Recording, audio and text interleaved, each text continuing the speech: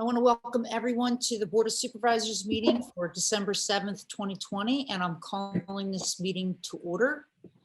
Usually we stand for the Pledge of Allegiance, but this format does not lend itself to that, so I'm going to jump right in.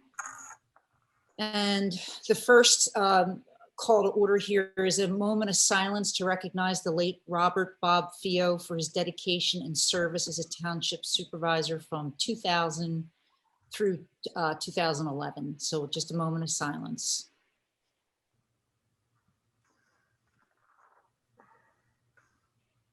Okay, the first item to vote on is the approval of the board agenda. Has everybody had a moment to look it over? And if so, can I have a motion to approve it? I'll make a motion to approve the board agenda for this evening. I'll second that. All right, all those in favor say aye. Aye. All those opposed, motion carries. All right, next step is public comment. Because of this format, if you'd like to say anything, please raise your hand, and it's a feature in the toolbar, and our moderator will announce your name and unmute your mic. And we ask you again that we follow the same rules. It's just 3 minutes. Jeff, do we have any speakers? No, no one's raised their hands. Okay. Still not seeing anybody. Is there anybody there at all? Yeah, we have a decent amount of people, 19 different attendees. Good. Half of them are probably staff, but I think most everybody's at the school board meeting. Yeah. It's far more exciting. Okay, we'll move on to the next item on the agenda is executive session. There's no executive session to report on, so we'll go on to the next slide. All right, the next item on the agenda is the bill list from November 12th to November 30th, 2020, in the amount of $502,300.85. Has everyone had the opportunity to look it over? And if so, I'll entertain a motion. I'll make a motion to approve the bill list from November 12th to November 30th in the amount of $502,300.85. Second. Okay, all those in favor say aye. Aye. All those opposed? Motion carries. All right, next item is a set of, and I think we could do these all together in one motion. I entertain a motion for this approval of minutes. I'll make a motion that we approve the minutes from the October 22nd budget workshop, the October 26th budget workshop, the October 29th budget workshop, and the November 16th regular meeting. I'll second that. Okay, I have all those in favor say aye. Aye. All those opposed, motion carries. Okay, public hearing, there's no public hearing scheduled this evening, so we'll go on to old business. Agenda item number 6 is the adoption of resolution 2020-53, adopting the 2021 final operating and capital budget. I'll turn this over to our township manager, Tim, for a brief summary review of the final document. Thank you, Chairman. Everybody hear me okay? Yeah. We have had no major deviations from the preliminary budget. The only major noteworthy change is we added the Ashenfelder Road project into capital projects. So that brought our capital budget expenditure up a little bit. If we could move on to the next slide. This is the total budget pie when you factor in capital, general fund, and sewer fund is about $43,024,548. That budget pie is divided by general fund at 18.3 million. That's about 42.5% of the total budget. Our capital budget is at 20.8 million. That's at about 48.5%. And our sewer fund is at 3,834,000. That's roughly about a 9% total of our budget. If we can move on to the next slide. This is the total revenue, total general fund revenues. There have been no deviations in the revenues. The total revenues with no use of budgetary reserves stands at 18,319,861. Moving on to the next table is our general fund expenditures.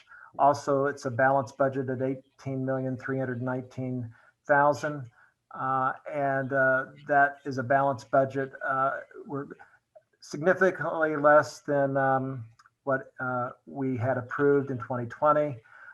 As I emphasized in my budget narrative, and I'll emphasize it again, this is what we're calling our pandemic pause on any major capital costs. You'll see that we've done a big rollback in all major capital projects.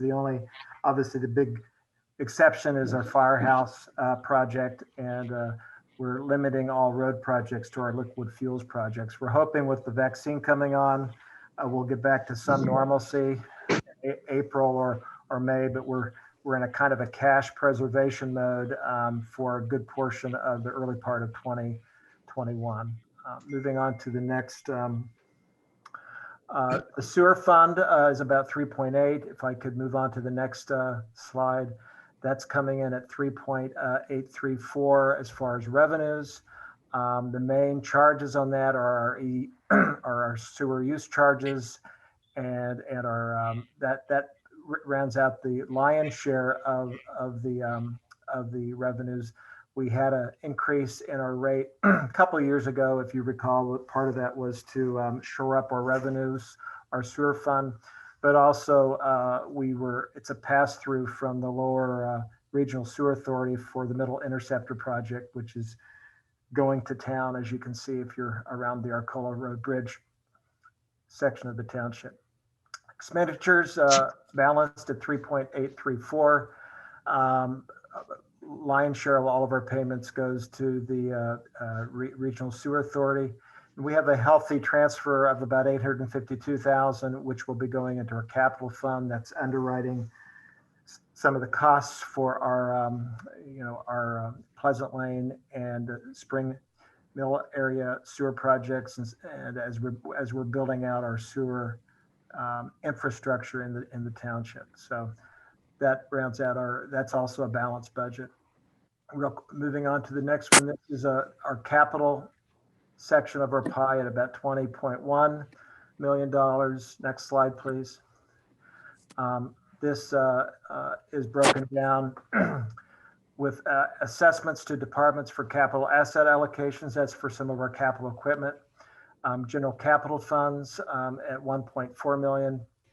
Our state liquid fuels at 700,000. Sewer capital fund is about 5.7. Our capital planning proceeds are about 10.3. Lion's share of that will be going to our fire project. We got our open space fund at 357.6 that we're appropriating from, and grants and donations are around $1.7 million. That rounds out the capital budget. Our mill levy is remaining unchanged at 1.2 mils. Most of this goes to our public safety through police protection and fire protection and emergency medical services. That remains unchanged at prior year's levy. And next slide, please. Getting back to our original slide, Madam Chair, that with those changes, there's only that change to the Ashenfelder Road project, the budget remains as presented in your resolution 2020-53, and it's ready for adoption. Does anybody have any questions on that? I think, Oh, go ahead, Bill.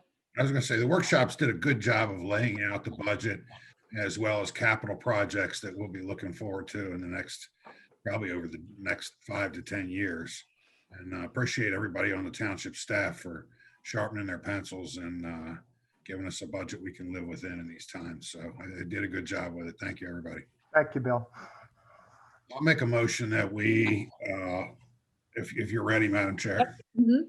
I'll make a motion that we adopt resolution 2020-53, adopting the 2021 operating and capital budget. Second that. Okay, I have a motion and a second. All those in favor say aye. Aye. All those opposed, motion carries. Thank Five, you. is that 5-0, Madam Chairman? 5-0. 5-0. 5-0, okay. I could repeat that each one. I know it's hard to tell on these Zoom calls. Agenda item number 7. The next item is we're going to go over a brief presentation from our traffic engineers from McMahon and Associates regarding the township's complete street policy and active transportation plan. So Anthony and Casey. Yeah, good evening. Hope everyone's well. Thanks for the opportunity to present a little bit tonight. I'm going to turn this over to Anthony and give credit where credit's due.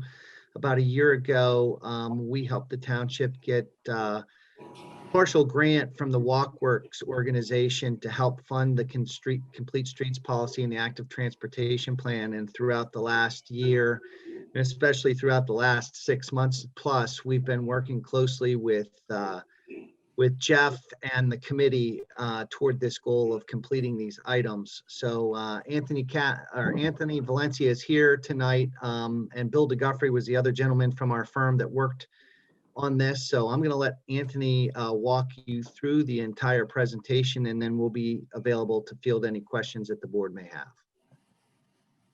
All right, thank you, Casey. I appreciate it. Good evening, everyone. So just an update. So this will give a similar presentation, similar update to the Planning Commission back on November 12th. So we wanted to, provide this presentation to the board so you can kind of see our progress, see some of our priority locations that we had established, and offer it up for some questions if you have them at the end. So, as Casey mentioned, it's been a good run, I guess, but we've been working on, and we finally achieved drafts of an active transportation plan and the complete streets policy. So the active transportation plan, the idea behind it is to identify the capital improvements and initiatives to build upon a multimodal network in the township to kind of close gaps, encourage people to walk and bike in the surrounding community. The complete streets policy is set to ensure that all modes of transportation are considered in the day-to-day decision-making process in the township. And the funding, I guess, for the initiative, as Casey mentioned, was through Pay Walkworks program with some matching funds provided by the township. Go to the next slide. Thank you. So this is a snapshot of generally the schedule. I know it's probably a little bit hard to read, but we essentially started, we received the Walkworks grants sometime November of last year, 2019, hit the ground running in about December. And along the way, we've had, several meetings, I guess, with stakeholders, committee members, to obtain information along the way, which essentially, guided the efforts, I guess, all throughout. And ultimately, we're near the finish line. The plan is to adopt in early 2021. So during the process, public input, we were kind of shaped by the pandemic. We had one idea for public input. Obviously, when we started, we kind of had to change the game, I guess, a little bit as soon as March, hit.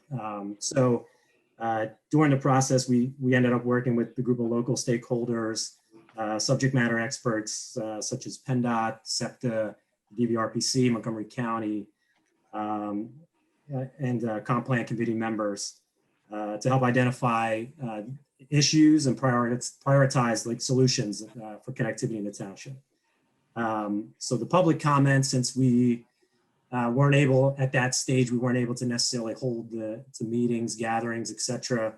So we ended up utilizing and relying heavily, almost primarily, on the public and on an online portal, the MindMixer platform. The plan, I guess, is for adoption of the active transportation plan and the complete streets policy.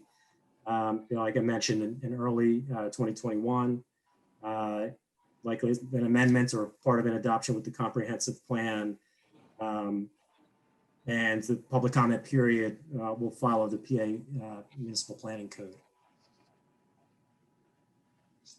Go to the next slide. Thank you.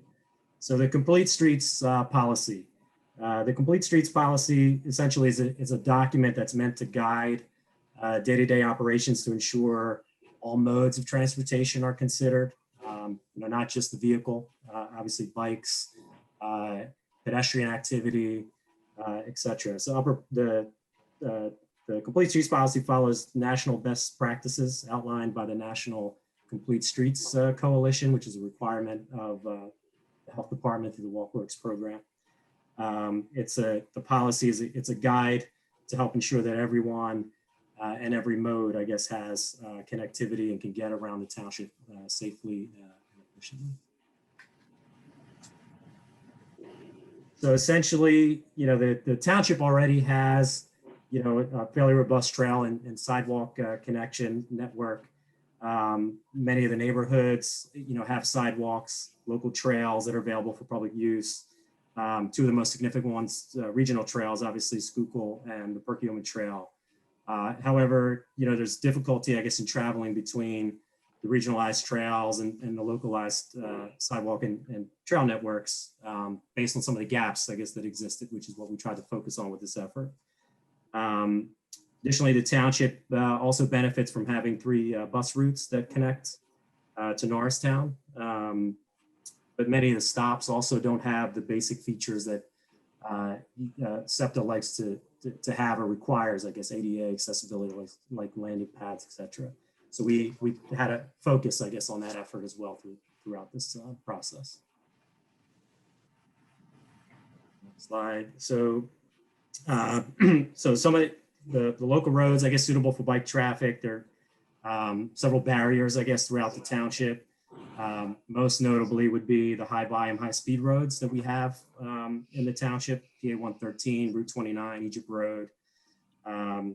So one of the things that we evaluated, the Delaware DVRPC, the Delaware Valley Regional Planning Commission, has a scoring system that they utilize to assess comfort levels for rideability, bike rideability. As you can see on the, it might be a little bit hard to read, but they have different levels of comfort that they assess to the roadways, including areas in Upper Providence for low stress, high stress. And we kept these areas in mind and looked at this evaluation when we were looking at prioritizations like bike lanes and things. So we kept that in consideration for this effort. So with the active transportation plan, there's a toolbox that's used for improvements that may be appropriate, to identify issues and constraints. It can be, I guess you could look at it as like a glossary that planners and engineers use to talk about the types of multimodal improvements. So in the draft and the actual active transportation plans, you can see there's some of the things that are included: traffic calming effort, bike amenities, et cetera. And in the actual active transportation plan draft and ultimately the final product, it's like a visual toolbox that we have that basically helps describe what some of these items are. So these are included as a nice visual tool within the active transportation plan. So the priority recommendations. So we identified throughout the course and with public input and the stakeholders three primary focus areas. It was clear that the main 3, I guess, that essentially were flushed out through the process were connections to the Providence Town Center, sidewalk connectivity in Oaks, the Oaks Retail Center, and improvements to the Perkiomen Trail crossings along Arcola Road, and Cider Mill Road is what garnered the most attention and focus. So the top priority identified in the active transportation plan was improving the connectivity to the Providence Town Center and Route 29. So throughout our effort, given that that's a central piece of the township, it also obviously, rightfully so, received a lot of attention and kind of creeped up through our efforts and public input as the top priority. So there's been a lot of recent land development activity, I guess, surrounding the area. Continues to be an interest in this part of the township. Some multimodal connections exist, but connections between developments require a lot of retrofitting and creating a more complete network, which is what we try to identify through this effort. So we looked at it from, you can see on the map, there's a few different colors there, which I'll explain, but it's basically, we looked at it, the connectivity to the Providence Town Center as a phased approach, completing the pedestrian connections along South Mennonite Road, which is what shows up in blue, providing a connection along Route 29 through the 422 interchange, which is identified on the map in green, that light green color, establishing a safe pedestrian crossing along Route 29 on Arcola to connect to the existing trail network along Arcola Road. And that's, you see that between the purple and orange there on the grid. So those were essentially the phased approaches that we looked at for connectivity for the Providence Town Center. The second priority within the active transportation network is establishing a more complete sidewalk network within the Village of Oaks. This part of this township is a good mix of residential, retail, entertainment, and industrial. There's plenty of existing facilities, but there were also plenty of gaps that we identified. The overall goal, I guess, for this section was to connect the surrounding area to the Oaks Retail Center so that you can essentially get there from all different directions. The four main recommendations in this particular area, in the Oaks area, as you can see on the colors represented on the map there, is reestablishing a sidewalk connection along Egypt Road from Highland Avenue to Brower, that's shown in blue. Constructing, there's a missing link along Station Avenue between Egypt Road and Montgomery Avenue that we identified. That's what's reflected in the dark green color on the map. Constructing a missing link along Mill Road and Egypt Road, along Marketplace Drive in red. And a pedestrian connection along Gums Road between Egypt Road and Laurel Lane. That's in the magenta color.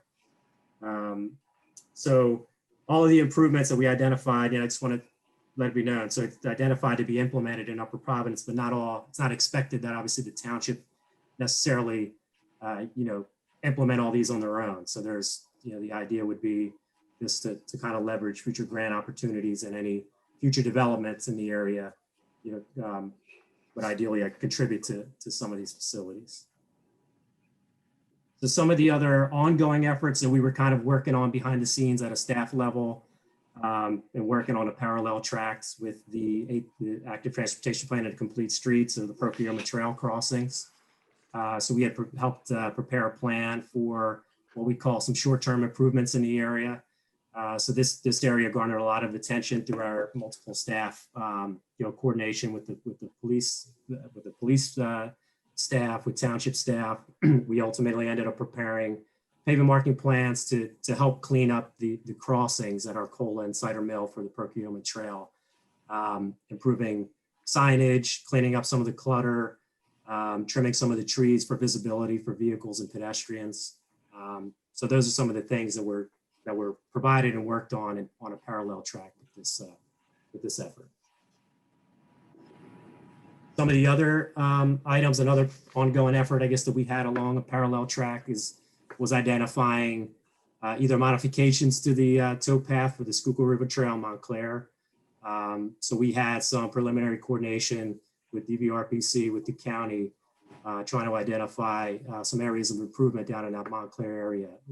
Obviously, there's a lot of interactions, especially, with everyone, not too many options, I guess, in COVID this past summer. There was certainly a high increase in pedestrian and bike traffic, trails all throughout the regional trails and local trails, et cetera, in the township, Montclair being one of the more notable ones. And we've had some preliminary discussions with the county and DVRPC to try to come up with some alternatives to either modify the towpath or come up with some, share the road, on road type improvements, I guess, down in that area. So those are things that are still in the works. And so the next steps, as I mentioned, we're essentially at the finish line. So the drafts of the active transportation plan and the complete streets policy are created and ultimately will be available. They're actually available now on the township website for public comment. Once we get an official option to advertise, there'll be a 45-day public comment period. And then, like I mentioned, the goal is to try to get the plan and the complete streets policy adopted in early 2021, working in conjunction with the parks plan, and the comprehensive plan, which are currently being worked on as well.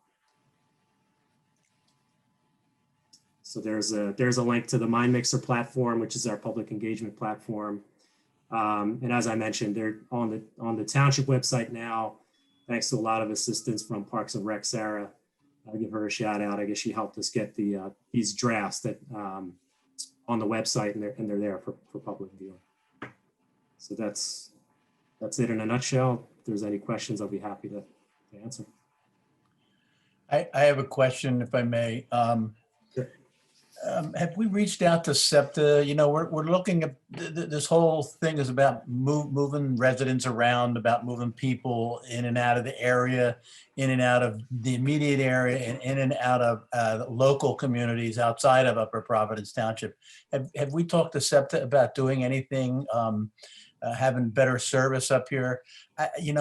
Every time I see your report here about this, I start thinking, my father used to drive a bus, a Schuylkill Valley Bus Company. It's no longer in existence. There was another bus company that was called Aux Bus Company. That's no longer in existence. And they had routes that ran all over this entire area, and they're no longer, SEPTA is not picking up on this. It would be nice if I could get on a bus. There is a bus that goes, that comes past my house, the 99, that could take me up to the shopping center. It would be nice to be able to jump on a bus that could take me over to Phoenixville, or for that matter, to take me up into Limerick to go shopping up there, or to the community shopping center that we have here in this township. Hop on a bus in Oaks, drive up there. Anything to keep people out of their cars and vehicles. Have we reached out to SEPTA to do any of that?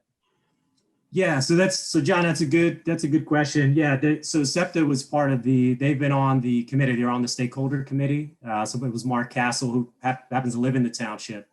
So there was a good amount of dialogue that we've had, not only through just the stakeholder committee meetings, but also offline separately, trying to obtain their specific input towards SEPTA. And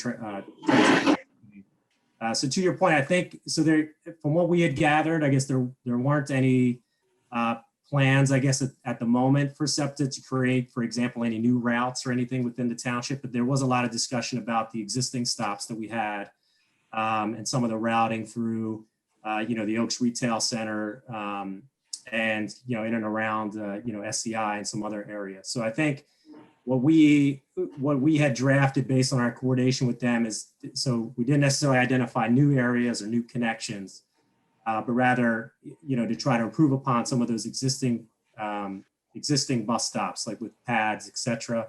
And then also, writing into the documentation that, and keeping in mind for our, future land development applications, et cetera, to essentially not forget about SEPTA.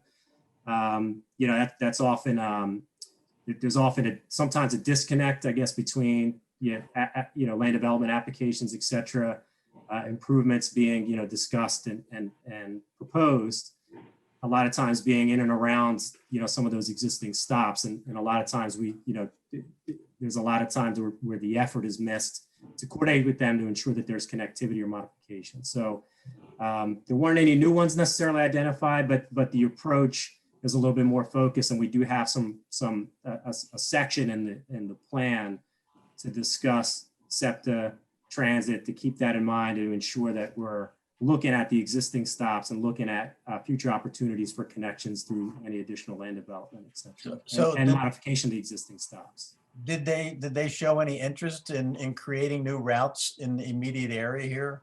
John, I'll jump in, John, just a little bit. I don't think that that's totally off the table. I will tell you that it's been a really tough year for SEPTA, and with the sunsetting of funds from Act 44, SEPTA is trying to keep the routes that they have, both on rail and in buses. I don't think that they're actively looking to expand at this point in time, if you gave me, this point in time, just because of funding. However, to stay in front of them like we have, the fact that the township has this product that was done, that they have an active transportation plan and an ongoing dialogue, we will make sure that they know and they understand that that is the township's goal as things get better for them.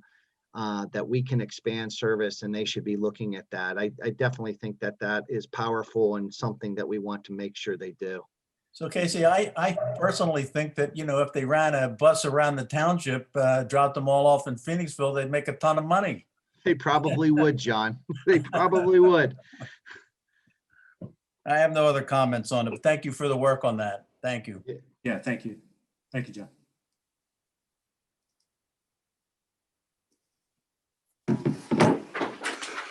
Anyone else? I have a quick comment or question. Now that we have this policy, complete streets policy, does it benefit us when we go to get grants that we have this full policy? Kind of gets us ahead of the line on things? Absolutely. Yeah, absolutely. So this gives the township certainly, you know, some higher standing whenever those future grant opportunities are present. So now, you know, what this would show is that, you know, there's been a process, the township has gone through a process, stakeholders were involved, public input was gathered. So, and then we do have this plan now in an official document that gets adopted. And whenever those future grant opportunities come around, we now have focus areas and priorities, and you can, you know, use that documentation, reference the documentation for future opportunities. And it certainly would give the township some higher standing, some higher grading, I guess, when applications are considered. So it's definitely a benefit, and it's been shown to provide some good results for funding opportunities. Yeah. And Helene, I'll just add that you, Upper Providence is cutting edge here. You're ahead of the pack. There's not a lot of people in this side of the state that have done this. So you also have a great supporter in the WalkWorks organization who has a statewide voice in helping with grant applications. So that's to your benefit also.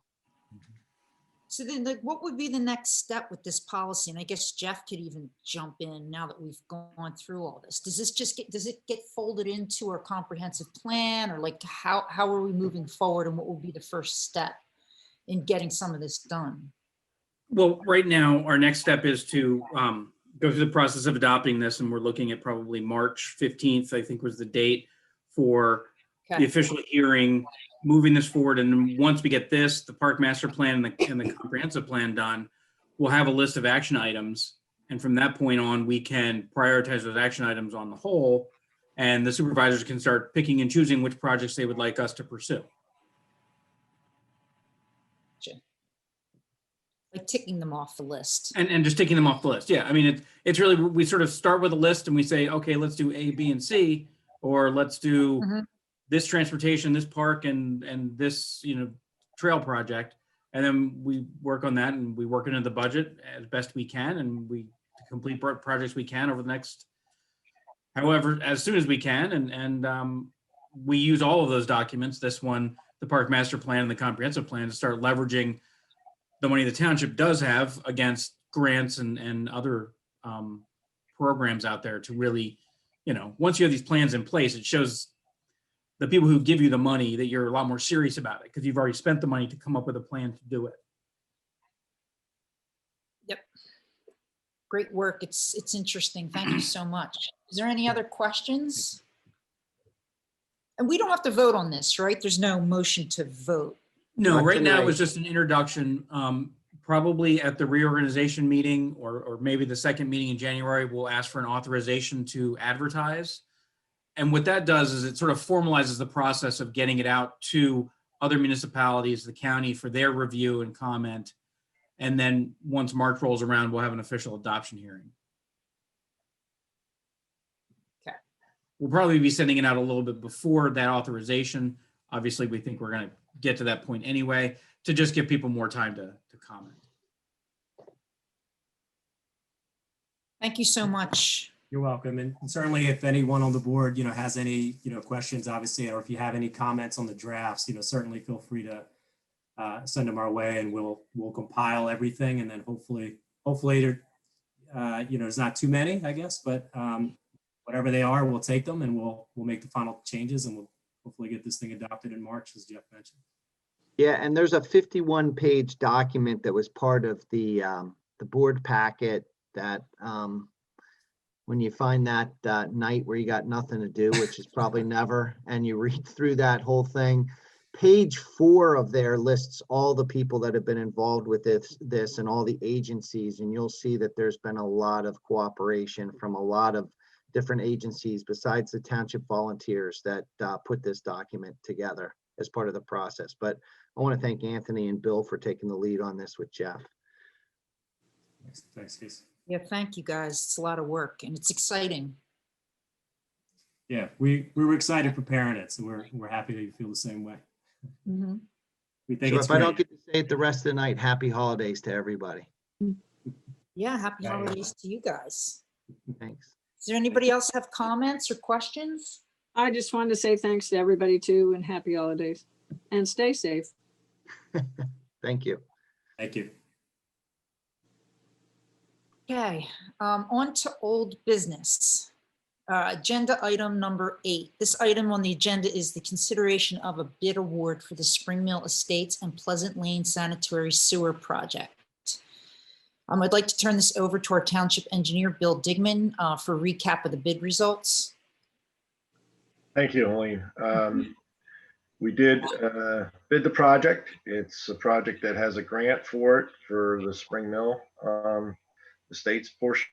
There were 13 bidders, of which 12 were responsive. There was one non-responsive bidder that was eliminated due to the inaccuracies in the bid and qualifications. The apparent low bidder is J.O. Bradley at approximately 1.45 million. Our engineer's estimate was 1.75 million. So as you can see, that would put us in the middle of the pack, and we as engineers would not have gotten a construction job. Several other people would have been lower than us. So very competitive bidding. And we're recommending that the board award the project to J.O. Bradley in the amount of $1,449,985. So we can get started right after the first of the year, I'm sure. Okay.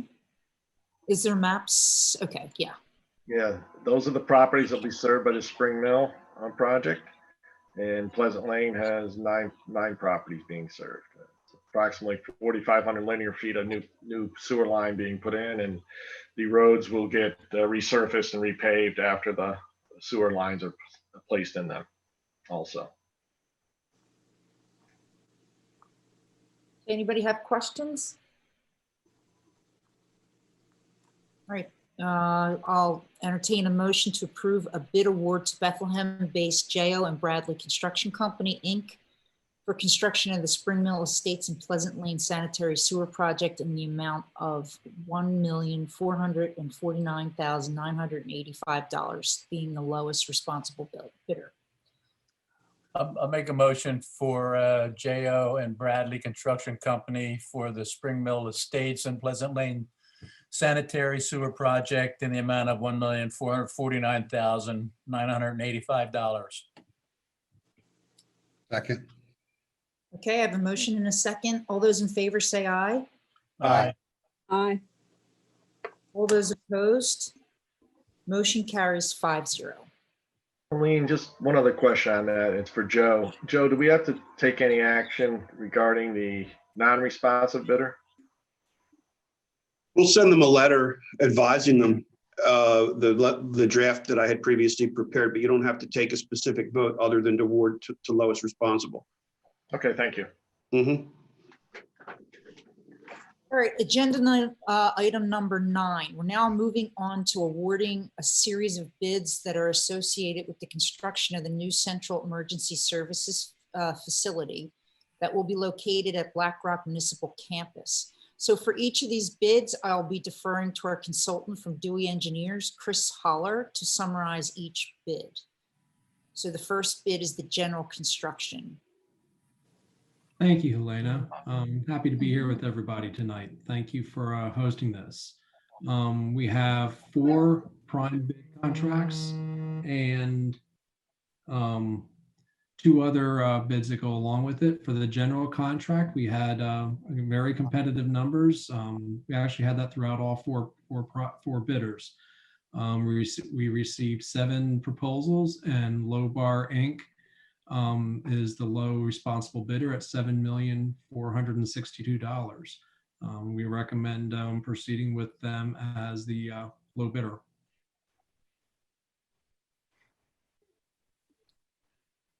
Okay, let's see here.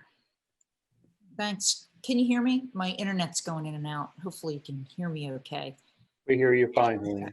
Hey, Thanks, Chris. Do I have a motion to approve a bid award to MAS PA-based Low-Bar Inc. for general construction of the Fire and Emergency Services facility in the amount of $7,462,000, being the lowest responsible bidder? I'll make a motion to award the bid for the Fire and Emergency Services facility to Low Bar Incorporated of Emmaus, PA in the amount of $7,462,000 as the lowest responsible bid. second, Okay, I have a motion and a second. All those in favor say aye. Aye. Aye.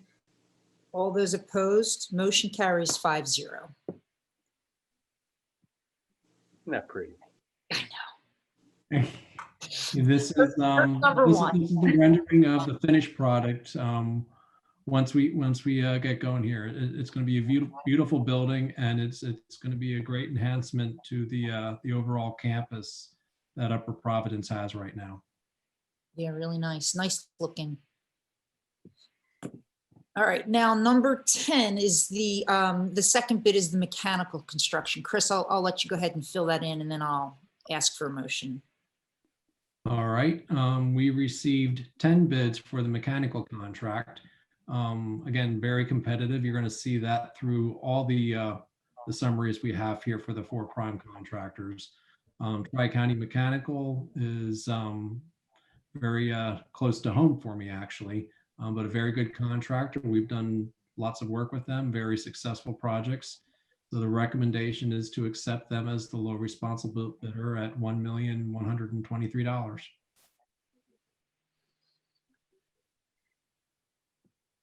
Okay. Okay, do I have a motion to approve a bid award to East Texas PA-based Tri-County Mechanical Inc. for the mechanical construction of the Fire and Emergency Services facility in the amount of $1,123,000, being the lowest responsible bidder? I'll make a motion to award the bid to Tri-County Mechanical from East Texas, PA, in the amount of $1,123,000. second, Okay, I have a motion and a second. All those in favor say aye. Aye. Aye. All those opposed, motion carries 5-0. All right, number 11, agenda item number 11 is the electrical construction.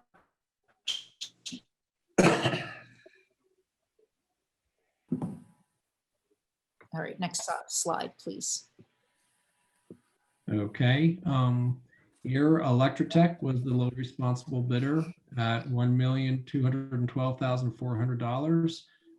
You may be familiar with them. They were the electrical contractor for your admin building, and according to your administration, had a very successful project with them. Okay, make a motion to consider awarding the bid for electrical construction for the Fire and Emergency Services facility to Electric Tech Inc. of Folsom, New Jersey, in the amount of $1,212,400 as the lowest responsible bidder.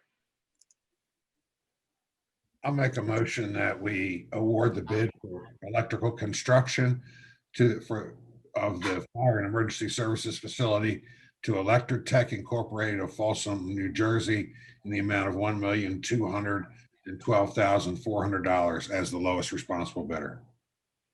I'll second that. Okay, I have a motion and a second. All those in favor say aye. Aye. All those opposed? All right, motion carries 5-0. All right, number 12, this is the 4th bid. It's for the plumbing construction. Chris, I'll hand that over, and then next slide, please, so he can explain. Yep. Again, very competitive bids. At the end of the day, Vision Mechanical was the low responsible bidder. Their contract would be $922,197, and had very successful projects with all 4 of these contractors. And I'm looking forward to working with you and working with them on your very important project. These are close, some of them, close numbers. All right, do I have a motion to approve a bid award to West Reading, PA-based Vision Mechanical, Inc. for the plumbing construction of the Fire and Emergency Service Facility in the amount of $922,197, being the lowest responsible bidder? I'll make a motion to approve Vision Mechanical, Inc. out of Westchester, PA, for the plumbing construction bid in the amount of $922,197. I'll second the motion. Okay, I have a motion and a second. All those in favor say aye. Aye. All those opposed? Motion carries 5-0. All right, number 13, the next item is related to the Fire and Emergency Service Facility project and has to do with construction management services. Therefore, do I have a motion authorizing the execution of construction phase with Dewey Engineering for the Fire and Emergency Service Facility project? I'll make a motion to authorize the execution of the construction phase of a construction management agreement with Dewey Engineering for the Fire and Emergency Services Facility. I'll second. Okay, I have a motion and a second. All those in favor say aye. Aye. All those opposed? Motion carries 5-0. All right, number 14. The next item is related to the Fire and Emergency Services Facility project and has to do with construction testing services. Therefore, do I have a motion authorizing the execution of the construction testing services agreement with Gilmore and Associates for the Fire and Emergency Services Facility project in an amount not to exceed $50,000? You almost got a lot of money there, Bill. 50,000. Do I have a motion? I'll make a motion for the execution of a construction testing services agreement with Gilmore and Associates for the Fire and Emergency Services Facility project not to exceed $50,000. I'll second that. All right, I have a motion and a second. All those in favor say aye. Aye. All those opposed? All right, motion carries 5-0. Thank you. You're welcome. Yes. Merry Okay, so now. Christmas. Actually, that's one of the least expensive things on the list. Number 15 is the last item for the Fire and Emergency Services Facility, and it has to do with commissioning, verification, testing, and balancing services for the new building. Chris, I'm going to ask you to explain this component. That's the next. Okay, one Sure. slide. We received 3 proposals for the HVAC commissioning, verification, and testing and balancing. What that is we have a third-party agency that will do all the testing and balancing of the heating, ventilating, and air conditioning systems in the building to make sure that everything is running properly, temperatures are right, hot, warm areas, and so forth. Along with their contract, they also do verification of the commissioning of the equipment that goes in the building. Each of the 4 prime contractors that you approved tonight are responsible for commissioning the equipment and materials they install. This is a third-party agency that will verify that that commissioning has been done properly and per the specifications and codes. So the recommendation is, while this is a professional service, you're not required to take the lowest price, but we've had very successful projects with balancing. So the recommendation is to hire them as your testing and balancing agency at $17,500. I have a question about that. I'm sorry, but I don't understand that. Is that like me going to Home Depot or Lowe's and buying a tractor and then saying they ask me if I want to buy a warranty on that? Aren't the people that are installing that responsible for making sure that it operates correctly? And why do we need a third party to come in and tell us, okay, it's operating correctly? Well, typically, the contractor is responsible for making sure everything is installed correctly. This is a verification on your part to make sure the contractor actually has done it. The testing and balancing side is not something necessarily that the contractor would do unless we specifically said this should be under their contract. For a project this size, we usually take this out of the prime contractor's responsibility and do it third party, just so we kind of stay away from the fox watch and the hen house kind of scenario. So that's why we recommend the testing and balancing, and then also the verification of commissioning. Hey, John, it's not quite analogous to the warranty at Lowe's because that's optional, whereas you have to know you're balanced. So if you didn't have it being done, what Chris is saying, if you didn't have the third party overseeing it, then the fox in the hen house would be overseeing their own work and saying they did their own work correctly, but somebody has to balance it. So it's just broken out as a separate item. Joe, I just remember the So if we problem that didn't we have it had. here, it would have been in the cost of the other vendors anyway. Well, yeah, I can't say it would be the same number, but we did this balancing. This was separate in the township building, and I think in the police station also. I remember that we had major problems over there at the recreation center with the HVAC, and we actually had to get somebody else to come in and fix the problem that was there from day one. And I don't want to, I'm going to spend a lot of money on this to have somebody come in and say, okay, well, we're going to verify this. Who do I go after if there's an issue? That's my problem. It's like I'm spending $17,500 for something. I'm sorry. It's just I know it's not a ton of money compared to what we're spending here in total, but I don't get it. I don't understand. Well, the problems that you had at the recreation center, this should eliminate the need for you to hire another third-party agency to verify. They work through the construction project. They work with the mechanical contractor and us and the design team. They are involved with the shop drawing reviews.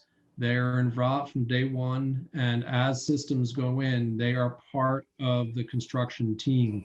So they don't walk in at the end of the day and say, oh, it's right or oh, it's wrong. They're there from day one, making sure things are right, offering suggestions for something they may see that needs to be tweaked. They'll work with the engineers if they think something needs to be tweaked. So at the end of the day, when you move in, the building is acting, the heating and cooling systems are acting the way they're expected to be. Okay, so let's say that 30 days into the project, 30 days after we take the building over, something goes wrong with the HVAC. Who do I call? Do I call the guy that installed it, or do I call Butler Balancing? You call me. Okay, and how long is my guarantee for? What do I, when I walk in, I got a 3-year guarantee, 3-year, 30,000 miles on my truck. It's like, what do I have as far as the building is concerned, and all of these other working pieces. Each piece of equipment, each system, maybe has different years of warranty. Some may have 5 years. Your roof would have a 20-year, things like that. Overall, on workmanship, there's a 1-year warranty, and it's a very sophisticated mechanical system. It's not like the heating system in our house or anything like that. I understand. Butler Balancing, working with us on that just to make sure all the components are acting properly. In this spec, everything has a minimum of a 1-year warranty. And prior to that 1-year warranty expiring, we will walk through with the design team and with the personnel using the building and identify anything that needs to be fixed, needs to be tweaked, needs to be adjusted, whatever it is, so that everything and anything that needs to be done falls within that warranty period. So then should something, God forbid, something takes 7 years to fix, it still falls within the warranty because it's been identified within that first year. Okay, just so that I understand this, you're going to come back after a year and you're going to go through the building with us. Is that it? Well, prior to a year, from 1 year from substantial completion is the warranty period. So prior to that 1 year being up, we will go back through the building and identify anything that would need to be identified with the warranties. Okay. Okay. I'm good, guys. Okay. All right. Do we have a motion to accept a proposal from Thorndale, PA-based Butler Balance Company for the commissioning, verification, testing, and balancing services for the amount not to exceed $17,500? I'll make a motion that we hire Butler Balancing Company for the commissioning, verification, testing, and balancing for the fire and emergency services facility in an amount not to exceed $17,500. I second. Okay, I have a motion and a second. All those in favor say aye. Aye.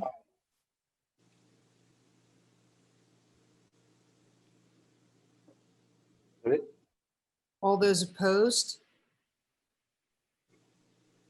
Okay, motion carries 5-0. Madam Chairman, I do have a Uh, question. One real quick. Can you hear me? Can you guys hear me okay? Does it feel like It sounds like a going delay. in and out a bit?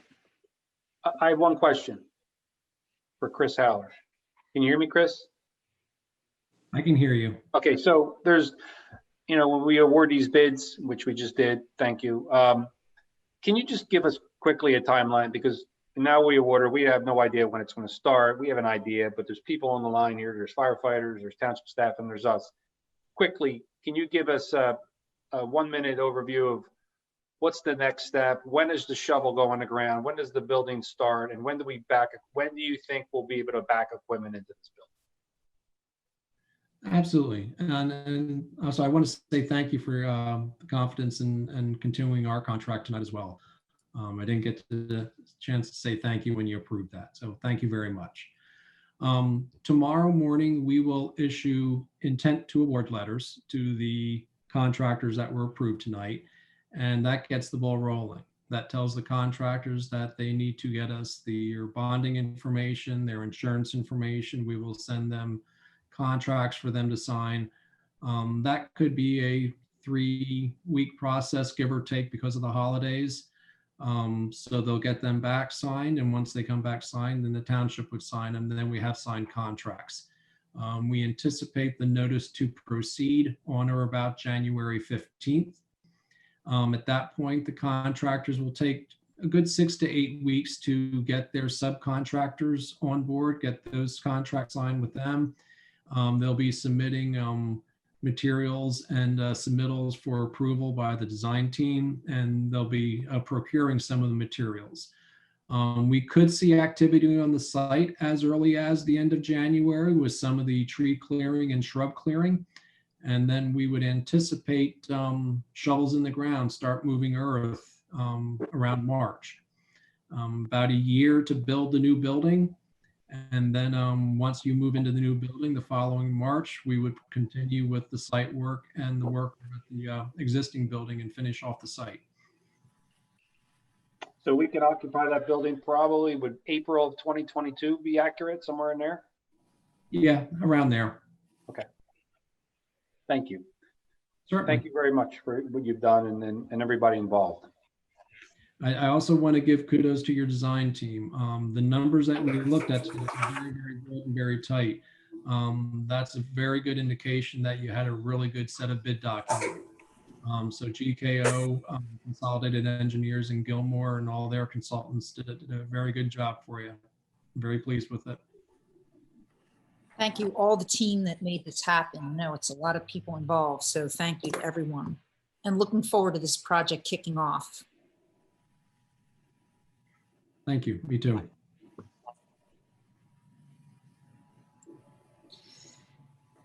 Okay. We're on to new business here. Agenda item number 16, authorizing the advertisement for the Ashenfelder Culvert Replacement Project. Do I have a motion? I'll make a motion that we authorize the advertisement for bids for the Ashenfelder Culvert Replacement Project. I'll second that.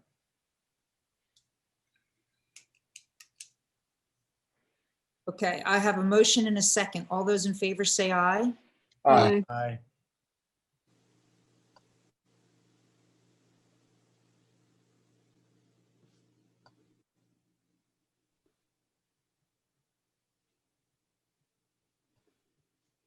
All those opposed? All right, motion carries. I think I'm frozen here. I don't know if you guys can hear me. You're Yeah, we good. can hear you now, but your video does freeze every once in a while. I think it's okay, though. I can still hear your voice. Okay, could you hear me? Yep. Yes.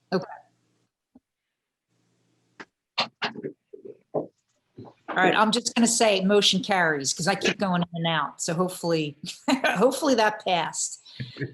Jeez. Agenda number 17, consider adopting resolution 2020-52, granting preliminary final subdivision approval with waivers for light cap 3-lot subdivision at 457 Fruit Farm Road. Jeff, do you want to fill us in on any details on this one? Mike Bursick is the engineer for the project, but I can just give you a quick recap. It's a simple 3-lot subdivision on about 3.5 to 4 acres for an existing home in the center, and then 2 general flag lots on the north and south side of it. There are some waivers that the applicant's requesting, fairly typical waivers, widening of the street, sidewalks. I think the other one is showing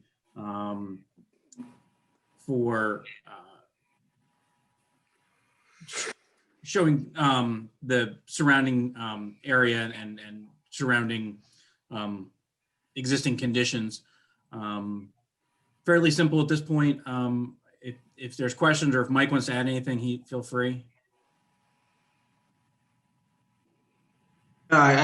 We took time to revise the plan based on all the consultants' letters. I'm pretty confident we addressed all the comments, and we're just here looking for a final approval tonight. I would concur. I really had the most outstanding comments. My concern was on the previous slide. You can see that there's sort of 2 areas that are shown as a building envelope, and we wanted just to make sure that the plans were clear that there's only 1 house that can go in there, not 2. A minor thing, but just I sort of anticipate when someone buys the lot what questions I would get. So we have a note on this is my slide from the Planning Commission. The plans that I have for final approval would have that on, will have that on it. So the verbiage is there for the restriction. It is, yes. Which part of the lot is it going to go on? Closer to Fruit Farm or the portion in the back? It can go on either. I don't personally have an opinion on front or back. I think there's something. It's just I want it to be clear that you can't buy it and put a house in the back and in the front. Gotcha. Okay. Which is sort of how I think it looks now, and maybe it's just me, but I can almost guarantee you I'll get that question from somebody.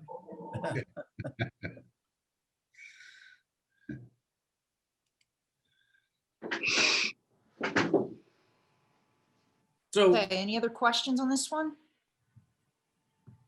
Do I have a motion? I'll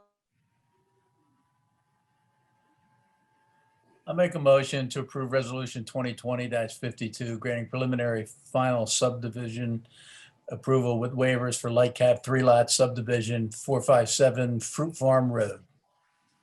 Second.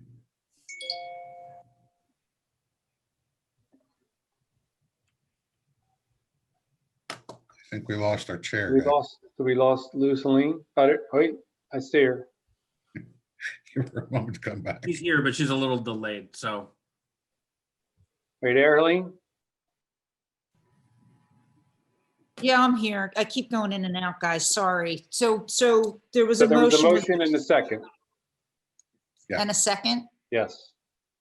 Just take a vote. Yeah, all right. All those in favor say aye. Aye. Aye. All those opposed, motion carries 5-0. Number 18, next item is the adoption of resolution 2020-54 regarding the 2021 minimum municipal obligation, MMOs, for the police, fire, and non-uniform pension plans. This is an annual statutory requirement in which the board must act at the end of each fiscal year. Do I have a motion? I'll make a motion to adopt resolution 2020-54 regarding the 2021 minimum municipal obligation for the police, fire, and non-uniform pension plans. I'll second that. Okay, so I have a motion and a second. All those in favor say aye. Aye. All those opposed, motion carries 5-0. All right, number 19, agenda number 19 is resolution 2020-55, authorizing the use of eminent domain to obtain easements from parcels number 61-00-02800-00-1 and 61-00-00622-00-1 for the Jacob Street, Walnut Street alignment project. A question, I guess, is Brian's there. Brian, you're the owners on this are okay, right? I can jump in. Yeah, some are and some are not. Go ahead, Joe. I'm sorry, Brian. I wasn't sure if you were here. Yeah, these last two, this is for Jacobs.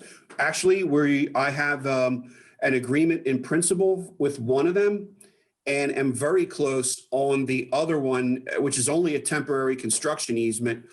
And to keep it moving, I'm going to get this, if you'll vote on it, this resolution so that I'm empowered to move forward, but I don't think I will have to move forward. We are very, very close to an agreement with them as well. This is 106 Jacobs, which is over, well, obviously it's on Jacobs, but it's kind of back on the left as you turn into Jacobs. And then the other one is a property right along Bridge.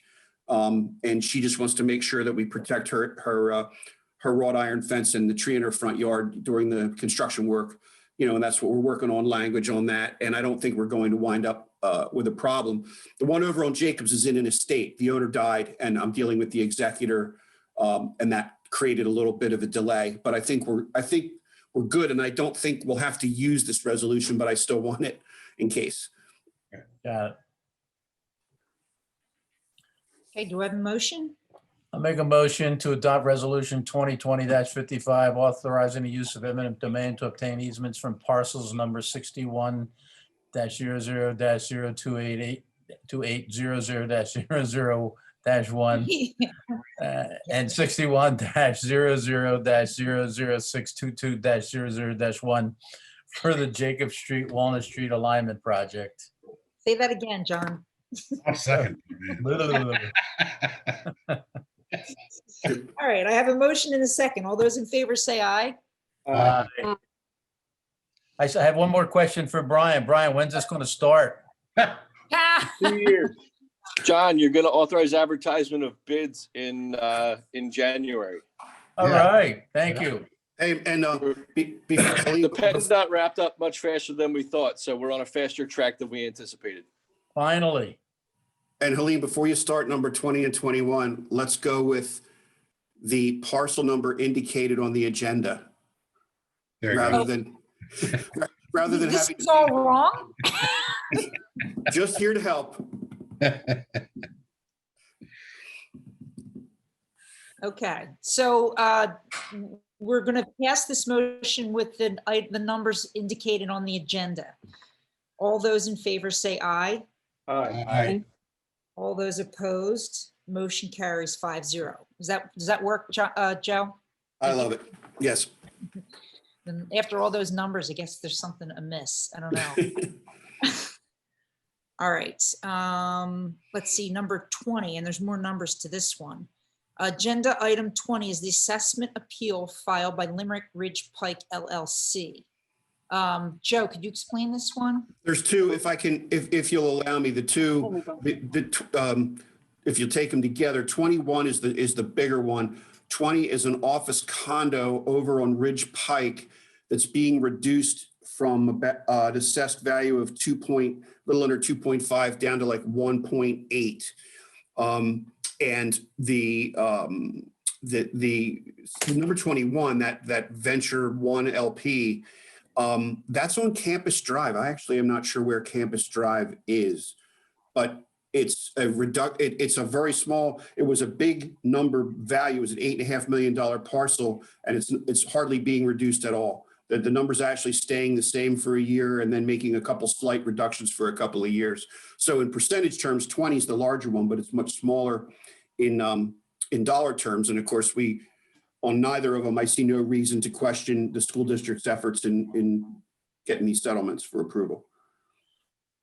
Campus Drive, Joe, I think is across it's in the Nolan development, across from the shopping center. Right where my office, right where I'm sitting. But I didn't know one of them was Campus Drive. How do you not know? Joe, I think you can see it. Okay, so I'll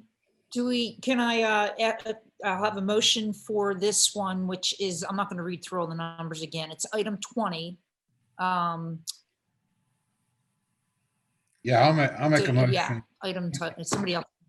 Yeah, I'll make a motion to authorize the solicitor to execute the settlement documents regarding the assessment appeal filed by Limerick Ridge Pike LLC and the parcel number noted on the agenda. I'll second that. Okay, I have a motion and a second. All those in favor say aye. Aye. All those opposed, motion carries 5-0. And then agenda item number 21 is another assessment appeal filed by Upper Providence Venture. Joe, I think you kind of explained it, so I'll ask for a motion on this one as well.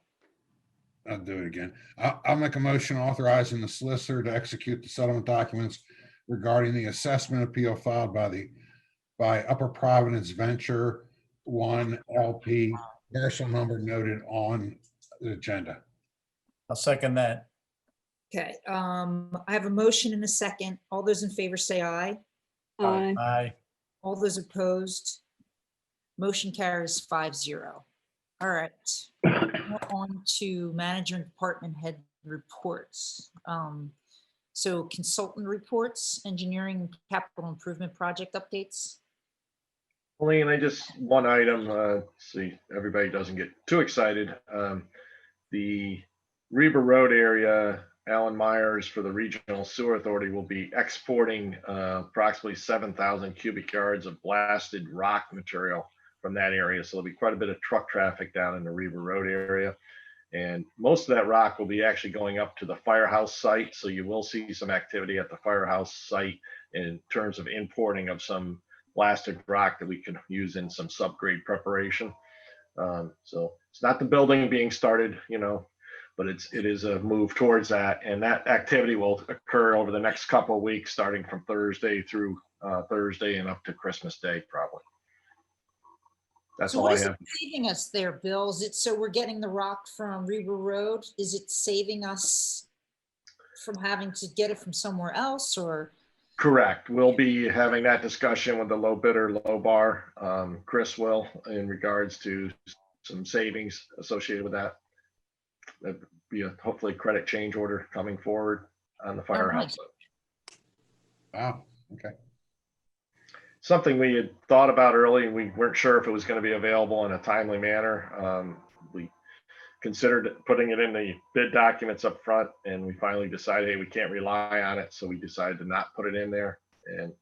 But at this point in time, it appears that it's going to be available before we start construction itself on the firehouse site. Okay. That concludes my report. All right, solicitor report. Nothing else, thanks. Okay. All right. Supervisor's comments. I'm going to see if John wants to read this one. Well, I've already read it to Gail. but I would love to read it again. I'd like to thank you to Gail Latch for her 10 years of service on the Planning Commission and an additional 10 years of service on the Zoning Hearing Board. I'd also like to thank you to Chris Caggiano for his 10 plus years of service on the Planning Commission. Thank you. Yes, thank you, Gail and Chris. Thank you both. Helene, you want me to read the upcoming events? Yeah, that'd be great, because I keep going in and out, guys, so I'm gonna let Al Okay. take Can this I, part. can I, Al, before you start, Sure. I'd like to make a recommendation that, we're spending a lot of township funds on the new firehouse and everything else. Do you think we ought to do a shovel in the ground, whatever they call that thing? Ceremony. Thank you. Thank you, Lori.